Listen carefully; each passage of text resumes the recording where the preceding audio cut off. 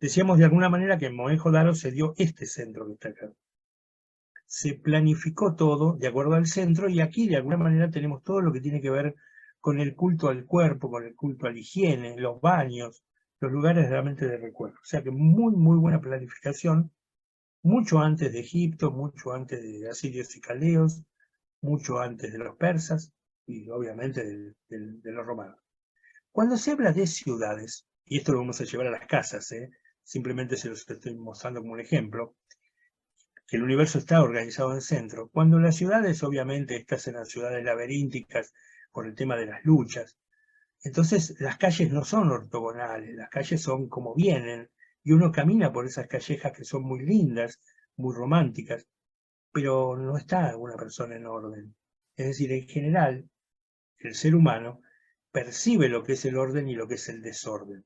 Y ahora de lo que vamos a hablar es eso, otro principio vasto muy importante, que tiene que ver con el orden. Es decir, como lo veíamos antes en Mohenjo-Daro, de alguna manera los romanos sí arman de alguna manera las ciudades en cuanto a cardo y decumano, obviamente, porque es una manera de entender perfectamente la ciudad. Y entonces los pueblos de alguna manera se iban armando de acuerdo a una ciudad, y generalmente con plazas o con centros. Este tipo de planificación se ha vuelto de alguna manera a recomendar, porque son ciudades entendibles, predecibles, armónicas. El centro es un espacio sagrado, un espacio de comunión, un espacio de encuentro. Y de alguna manera esto se hizo justamente con distintos tipos de objetos. Esto es Roma directamente, Santa Sofía de Constantinopla. El centro fue un elemento importante. ¿Y qué pasa con nuestra casa? ¿Qué pasa con el departamento de nuestros amigos, de nosotros? ¿Tendremos un centro libre? ¿No tendremos un centro libre? No importa, no significa romper paredes o tirar muebles, porque el centro lo podemos hacer en una habitación. No es necesario, como yo les estoy mostrando, la casa entera. A veces la casa entera no podemos, pero podemos generar un centro, o en nuestro propio escritorio generar un centro. Así que vamos un poquito al principio de diseño también del Vastu Shastra con respecto al centro. Acá entran energías que ahora después las vamos a ver detenidamente. Esto tiene que ver con el agua, con el aire, con lo que es la tierra y con lo que es el fuego y el espacio central. En el centro de la casa predomina el espacio o éter, es el principio más importante. Esta zona debe estar libre para permitir que la energía cósmica se irradie de una manera global a todas las personas de la casa. Lo podemos decir así, o lo podemos decir con que es un lugar muy claro, donde realmente todo el mundo se puede referenciar.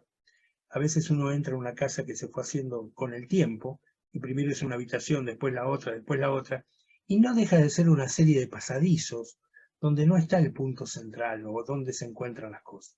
Ahora vamos a ver que eso es posible, es lógico, tanto lograrlo en una casa como lograrlo en un proyecto de casa. El lugar debe tener una buena ventilación y tendremos una circulación permanente de energía. ¿Qué nos dice el Vastu con esto? Bueno, acá vamos a la parte central, ¿ven? A lo que es el espacio central. Este espacio central, de alguna manera, también lo tenían las casas griegas. Las casas griegas tenían una casa rodeada con peristilo y prácticamente habitaciones en cada lado con el patio central. Y después también Roma lo toma, tanto con la domus como con la insulae, más que todo en este caso la domus, ¿no?, que es de planta baja sola. La insulae será de varios pisos. Tiene el impluvium, tiene el compluvium. Cuando uno entraba se encontraba con el espacio central, el espacio donde todo el mundo se podía encontrar. Es decir, son casas predecibles. Si nosotros buscamos armonía, lo ideal es que la casa sea armónica. Obviamente esto después tenía un segundo patio, y después, en 1860, 1890, acá en Argentina por lo menos teníamos el tercer patio, donde estaba la servidumbre, que era un segundo patio y un primer patio. Esta es un poco la imagen. Es decir, que esto del Vastu, que el Vastu lo manejó hace 5.000 años, 3.000 años antes de Cristo, después los romanos en el 500, en el 100 y después de Cristo, bueno, tenían este tipo de elementos, este tipo de unión. Y de ahí, obviamente, también aparece en muchas partes del mundo lo que es la casa chorizo. Y las casas chorizos, de alguna manera, son casas que tenían la mitad de lo que es una casa griega, donde, y ahí voy un poquito al tema del baño, el común está al fondo y la cocina está acá. En este tipo de casas que uno podría decir no tiene un centro, lo tiene porque ese patio es el espacio de encuentro de todos y porque las habitaciones son de 4x4 y uno puede generar en esos espacios un pequeño centro, que puede ser una alfombra redonda nada más en el centro, libre. Lo importante es dejar ese espacio libre. Pequeño, chico, un 4x4 puede ser 1 metro nada más, por 1 metro. Y pongo muy en claro esto del patio acá, y acá dejo esto, que casi no se los iba a poner porque no tenía que ver con el tema, pero sí tiene mucho que ver. Porque donde dice común, que es el baño, si uno analiza en cualquier lugar del mundo, hace 200 años, 300 años, cómo eran los baños, en la casa de campo estaba afuera, había que ir 10 metros, 5 metros para ir al baño. ¿Por qué? Porque no estaba inventado de alguna manera el inodoro con el sifón. Eso fue inventado en el año 1840, 1860. O sea que ese aporte tecnológico nos permitió colocar a los diseñadores, los constructores, el baño dentro de la casa, cuando antes no, porque era lógico. El Vastu también decía, ni loco el baño afuera, porque era un agujero, aunque sea con tapa. Pero desde hace más de 200 años podemos decir que tenemos otro tipo de sistema. Que esto no significa, yo no coloco un baño en el centro de la casa, eso seguro, porque además creo en la metafísica y creo realmente en la espiritualidad y cómo fluye el karma, cómo fluye, digamos, el prana.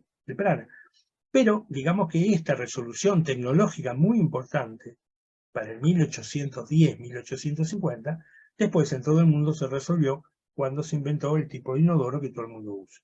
¿Está? Porque si no, no entendemos bien ni el Vastu, ni el Feng Shui, ni lo que hacían realmente en este tipo de casas, que eran prototipos de casas fantásticas. Les digo más, todas estas casas, tal vez en algunos lugares del mundo están y en otras no, todas miran al este o al noreste, en el caso del hemisferio sur, ¿no? Es decir, nadie se le ocurre a una casa de esta poner la otra espejada. A los constructores de aquel momento, 1840, 1850, 1910. ¿Por qué espejada? Porque una de las casas no iba a recibir sol.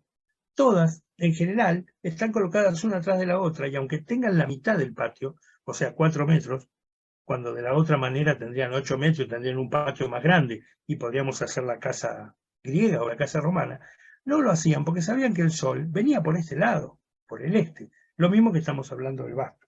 Por eso que vuelvo al Vastu, pero es fundamental el tema del espacio central.